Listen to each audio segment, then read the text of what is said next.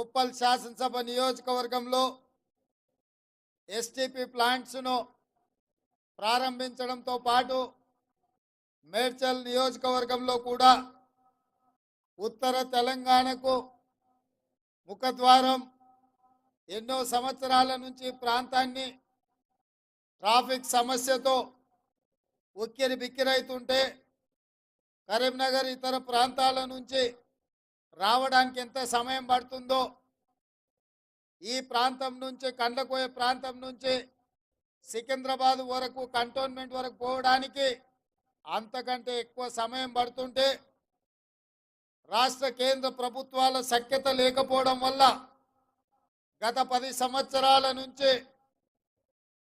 ఈ ఫ్లైఓవర్లు కానీ స్కైవేలు కానీ ఈ పనులన్నీ వాయిదా పడడంతో మన ప్రాంత అభివృద్ధి ఆగిపోయింది.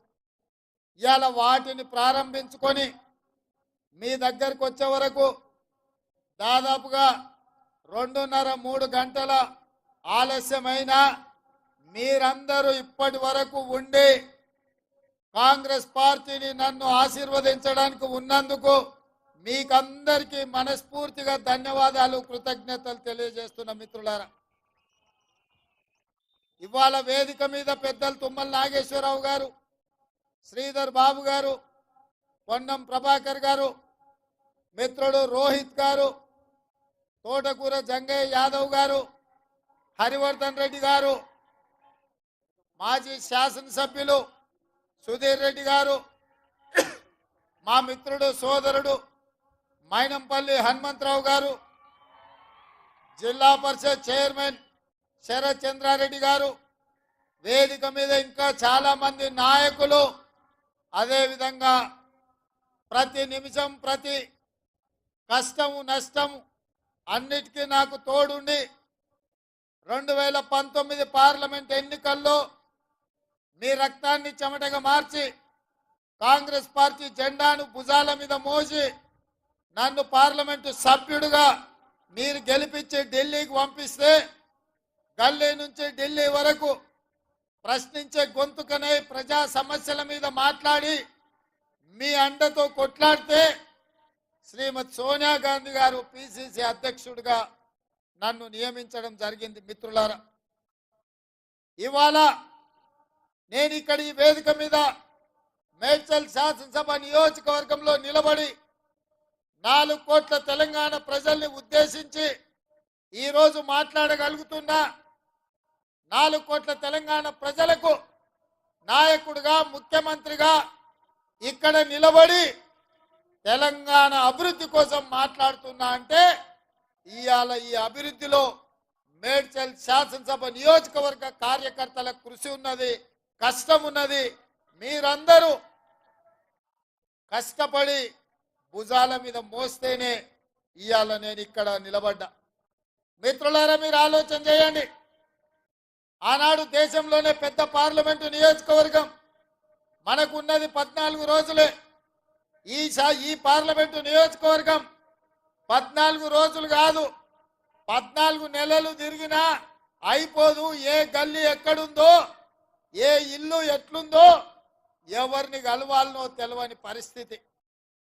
అయినా మీరు అండగా ఉన్న ధైర్యంతో, సోనియా గాంధీ గారి ఆశీర్వాదంతో, రాహుల్ గాంధీ గారి మద్దతుతోటి 2019 పార్లమెంట్ ఎన్నికల్లో 14 రోజుల్లో 34 లక్షల ఓట్లను మనం పలకరించి ప్రతి తలుపు తట్టి ప్రతి గుండెకు చేరి ఇవాళ కాంగ్రెస్ పార్టీని గెలిపించి అధికారంలోకి ఈ ప్రాంత ప్రజలు మీరే తీసుకొచ్చిందని చెప్పి నేను సందర్భంగా తెలియజేస్తున్నా. మిత్రులారా,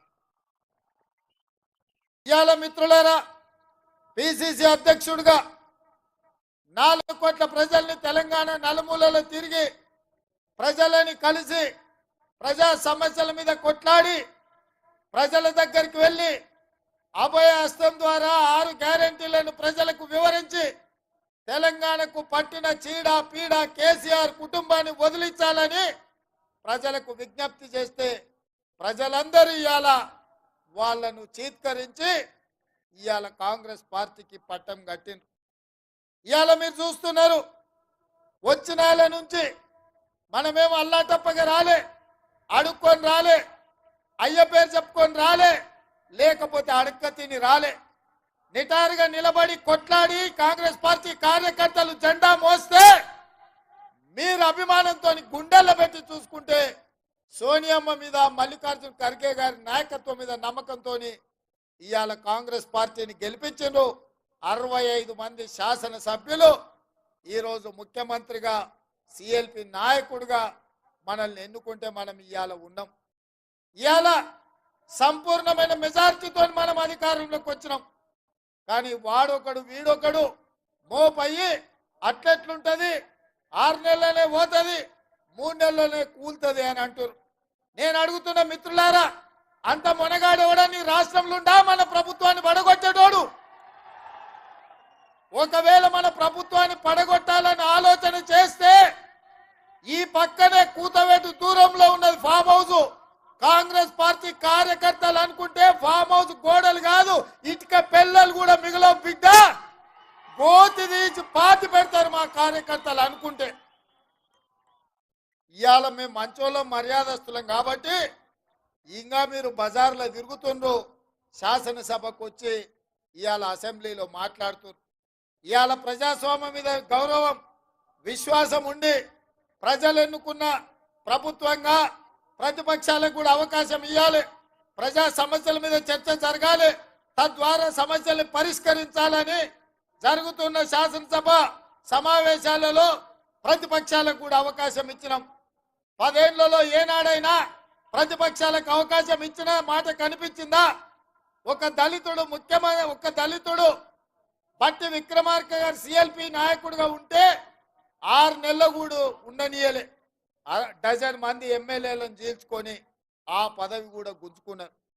ఇవాళ పేదవాడు పదవిలో ఉంటే ఓర్వలేని మీరు ఇవాళ ఒక రైతు బిడ్డ, రైతు కుటుంబం నుంచి వచ్చిన నేను ఆ ముఖ్యమంత్రి కుర్చీలో కూర్చుంటే మీ కడుపు కాలుతుందా, మీ కళ్ళు మండుతున్నాయా అని నేను అడుగుతున్నా. ఒకవేళ మీ కడుపు కాలినా, మీ కళ్ళు మండినా మీరు మమ్మల్ని ఏమన్నా చేయాలని చూస్తే మా కార్యకర్తలు మీ కళ్ళల్లో కారం పెట్టి కొడతారని చెప్పి నేను ఈ సందర్భంగా చెప్పదలుచుకున్నా. ఇవాళ వాళ్ళు అనుకుంటున్నారు దోచుకున్న సొమ్ముంది, దాచుకున్న సొమ్ముంది, అది ఇచ్చేవారు నన్ను సంతలో పశువులను కొన్నట్టు కొనాలని అనుకుంటున్నారు. ఇవాళ పప్పులేం ఉడకవు. ఎవరన్నా మీతో కలిసినా, ఎవరన్నా మీతో మాట్లాడ